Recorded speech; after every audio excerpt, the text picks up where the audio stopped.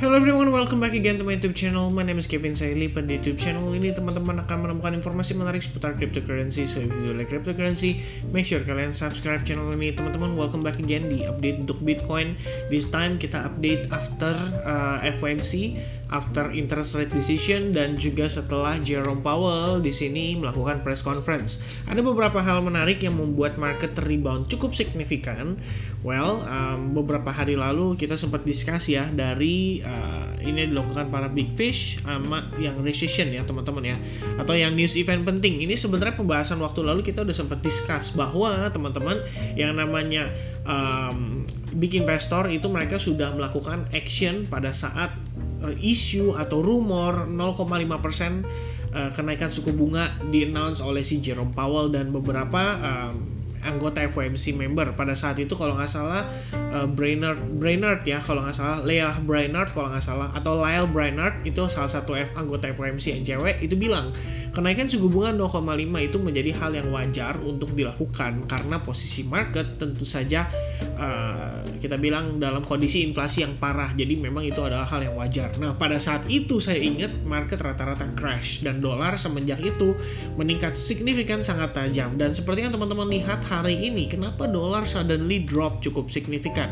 Saya rasa teman-teman mereka sudah mulai unload dolarnya. Dalam artian di sini unload itu maksudnya beberapa yang udah pegang dolar, oke, mereka udah tahu nih nadanya si Jerome Powell, speaknya Jerome Powell itu kedepannya akan seperti apa dan langkah yang akan diambil seperti apa. Oke, saatnya belanja. Dan kalau teman-teman lihat sebenarnya nggak cuma terhadap dolar tapi terhadap S&P 500, terhadap Nasdaq itu mengalami penguatan yang cukup signifikan. By the time informasi yang kita terima sudah, ya saya rasa sudah diterima oleh banyak orang juga teman-teman. Plus perlu diingat kalau misalkan demikian kita kembali terreject, history can repeat itself. Kita bisa melihat maybe teman-teman at the same price rejection akan membawa dolar kembali terkoreksi. Dan jika ini yang terjadi, maka expect Bitcoin maybe bisa ngetes sampai kisaran level $50.000, dan itu adalah best scenario teman-teman. Masih ada beberapa skenario lagi yang kita perlu perhatikan, but overall this one is still the best scenario so far. Alright, nah jadi intinya malam ini ngomong apa sih Jerome Powell? Itu kan yang jadi pertanyaan banyak orang. Saya cukup yakin teman-teman juga pasti penasaran gitu ya, apalagi yang kurang begitu paham bahasa Inggris ya. Pertama kita ngomong dari FOMC statement dulu. Secara kenaikan suku bunga itu sudah diprediksi oleh banyak orang, para pakar. Intinya 0,5% seems good, dan the Fed nggak bisa gegabah naikin 0,75 sekaligus langsung. Kenapa? Karena teman-teman ingat ya, kita udah sempat bahas data GDP pada video update 3 hari atau 2 harian yang lalu teman-teman. GDP Amerika Serikat di sini harusnya menjadi suatu kita bilang suatu beban lah yang membuat the Fed atau FOMC atau Jerome Powell itu nggak bisa langsung ngambil cepat istilahnya gitu teman-teman. Karena kalau dia naikin suku bunga, otomatis dia bakal matiin perputaran ekonomi, roda perekonomian, karena akan menyebabkan para pengusaha jadi nggak mau memanfaatkan utang terhadap bank ya. Jadi dia nggak bisa ngambil utang sama bank supaya cash flow-nya mereka berjalan dengan baik. Dan untuk para pengusaha pun akan reconsider lagi untuk mereka melakukan ekspansi, karena resikonya adalah kenaikan suku bunga ini ya, karena resikonya adalah kurangnya daya beli masyarakat teman-teman. Dalam artian ya masyarakat mungkin akan lebih prefer untuk taruh uangnya di bank, investment di bank, bukan investment di US stocks dan lain sebagainya. Jadi perputaran roda perekonomian akan sulit untuk bergerak kalau misalnya suku bunga dinaikkan secara agresif, apalagi tanpa pemberitahuan teman-teman. Udah beberapa hari lalu kita udah ngomongin 0,5, tiba-tiba hari H di prank sama Jerome Powell naiknya 0,75, market bisa panik, market bisa berdarah-darah. Dan yang mendukung posisi saat ini atau hari ini rebound itu adalah statementnya teman-teman. Jadi beberapa, kalau teman-teman lihat ya, ini saya sudah baca secara lengkapnya, but yang paling penting menurut saya adalah in addition ya, the committee decided to begin reducing its holding of treasury securities and agency debt and agency mortgage backed securities on June 1st. Jadi intinya dia bakal mulai ngurangin asetnya mereka, neraca saldonya mereka atau balance sheetnya mereka per tanggal 1 Juni teman-teman, which means kita masih punya bulan Mei untuk ngelihat market setidaknya rebound atau bullish dulu, mungkin sampai pertengahan atau mungkin sampai minggu ketiga. Kenapa saya katakan demikian? Karena ya nanti jelang-jelang seminggu sebelum, orang-orang kan udah pada antisipasi lagi tuh, ya kan, wah ini The Fed mau ngurangin likuiditas di pasar nih, dia bakal ngurangin nih, dia bakal mulai mengurangi neraca saldo mereka dan lain sebagainya. Oke, akhirnya investor mulai menahan diri lagi, mulai taking profit lagi, mulai exit lagi dari market seperti yang kita udah lihat beberapa pekan lalu teman-teman. Nah, ini adalah part yang paling pertama, yang paling cukup penting teman-teman ya. Menurut saya key-nya dari sana. Nah, yang kedua, ini nggak kalah penting teman-teman ya.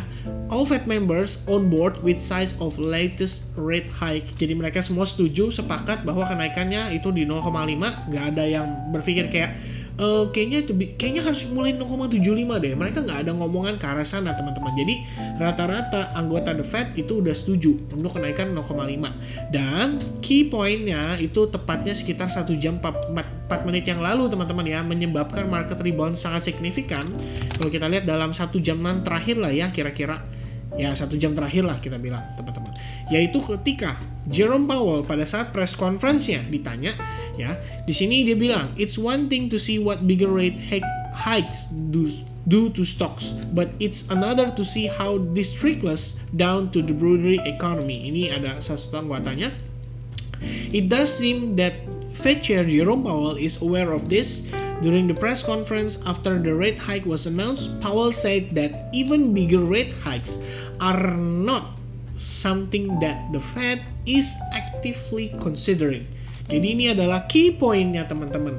Jadi dia berkata bahwa mereka tidak mengconsider untuk kenaikan suku bunga yang lebih agresif dari 0,5 menjadi 0,75. Itu tidak diperbincangkan dan tidak dipertimbangkan. Setelah statement tersebut, kita sama-sama lihat ya, rata-rata berubah menjadi green. Baik itu stock, baik itu Bitcoin, baik itu dolar indeks sendiri mengalami penurunan signifikan karena di sini dijelaskan sama dia, US market rally sharply on Wednesday afternoon as the Federal Reserve Chair Jerome Powell announced a half-point rate hike, but assured reporters that even bigger rate hikes are not something the Fed is actively considering. Jadi dia nggak berpikir untuk naikin sampai 0,75 dalam sekali kenaikan teman-teman. Jadi ini adalah hal yang menurut saya personally cukup positif buat para crypto traders, buat para US stocks traders atau stock traders. Intinya ini adalah good thing ya. A 75 basis point increase is not something the committee is actively considering, Powell said. Begitu dia ngomong begini, jepret, market rebound cukup signifikan teman-teman ya. Di sini juga dikatakan how the Fed thinks it can slow the economy without starting a recession. Jadi ini yang kita udah bahas beberapa waktu lalu. Kalau misalkan dia naikin suku bunga sangat jor-joran, itu pasti GDP bakal turun lagi teman-teman. Dan kalau misalnya turun dalam 2 kuartal sekaligus, itu artinya kita memasuki resesi ekonomi. Dan kalau terjadi di Amerika Serikat, artinya soon or later bakal terjadi terhadap kita juga di Indonesia teman-teman. That's why teman-teman, maybe ini yang menjadi consideration mereka. That's why dia bilang ya, that gives the Fed a shot at a soft or softish landing teman-teman. i.e. no recession, but it's not certain. Jadi itu belum pasti, cuman dia akan mengusahakan teman-teman. Dan yang sudah pasti adalah salah satu langkahnya ya kenaikan suku bunga harus stabil. Makanya di sini tadi di salah satu dia punya statement dia ada ngomong get used to half point hikes. Jadi intinya kita harus mulai membiasakan ya, kenaikan 50 basis point itu adalah suatu hal yang wajar nanti ke depannya teman-teman ya. Jadi bukan 0,25 lagi, tapi nggak juga 0,75, melainkan 0,5. Nah dari statement-statement ini sebenarnya kita udah dapat gambaran. Oke, market responnya cukup positif, dolar langsung terkoreksi sangat signifikan, artinya kepercayaan orang terhadap dolar sudah mulai berkurang dan akhirnya mereka mulai unload lagi duit mereka untuk start masukin lagi ke market ya, either itu istilahnya komoditas ya, karena kita bisa lihat teman-teman XAU juga rebound signifikan, which means komoditas juga termasuk salah satunya. Terus selain itu ya cryptocurrency juga US stocks. Nah lagi dibagi-bagi duitnya teman-teman. Jadi kalau misalnya kita pengen lihat Bitcoin benar-benar signifikan rebound yang sampai langsung ke 50.000 ke 100.000, ya saya rasa sulit, nggak langsung terjadi seperti itu teman-teman. Perlu proses untuk market bisa merespon kembali dengan positif. Kita perlu build lagi confidence-nya, kita perlu build lagi supaya orang-orang mulai yakin gitu loh ya. Karena seperti yang kita bilang teman-teman, bukan seperti yang saya bilang sih, lebih tepatnya seperti yang ditunjukkan oleh Dow Theory, ketika market sudah mulai break, biasanya ada yang namanya participant atau market atau retail trader itu start masuk ke market dan semakin banyak. Nah, salah satu indikasinya adalah saya personally cukup yakin at least teman-teman minimal kita ngelihat daily candle itu close dulu dari falling wedge patternnya. Baru nanti akan tambah banyak traders atau retail investor yang mulai masuk kembali terhadap si Bitcoin. Karena mereka pasti ya istilahnya bayangannya gini. Oke, support level terhadap trendline-nya di sini berhasil bertahan, akhirnya Bitcoin bisa ter-rebound kembali at least untuk ngejar ke potensi area $47.000. Dan yang terdekatnya teman-teman, ya kita nggak usah ngomong $47.000 dulu deh.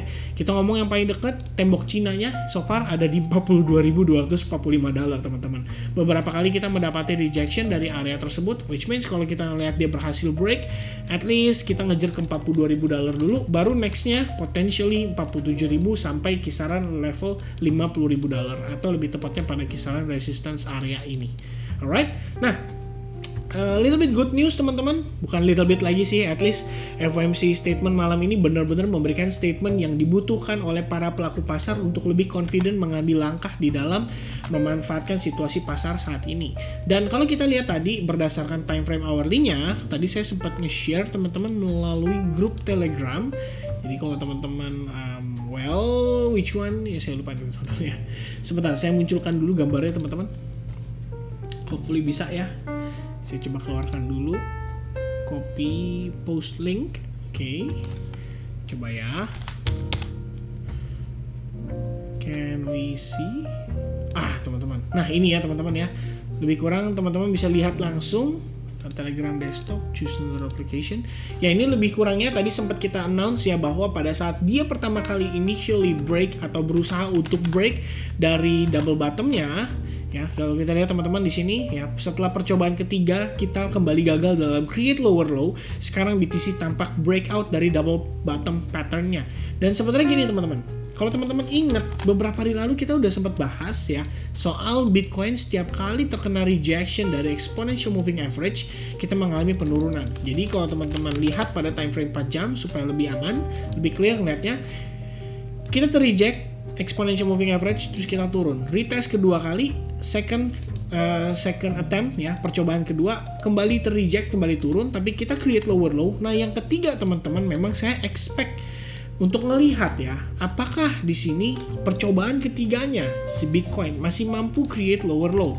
But ternyata teman-teman yang menarik adalah tadi sayangnya saya nggak sempat update ya before ini kita ngelihat kondisi FOMC. Saya pikir udahlah sekalian tunggu FOMC gitu.